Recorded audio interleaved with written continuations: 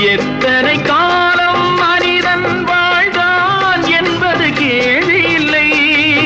அவன் எப்படி வாழ்ந்தான் என்பதை உணர்ந்தால் வாழ்க்கையில் தோல்வி இல்லை, வாழ்க்கையில் தோல்வி இல்லை.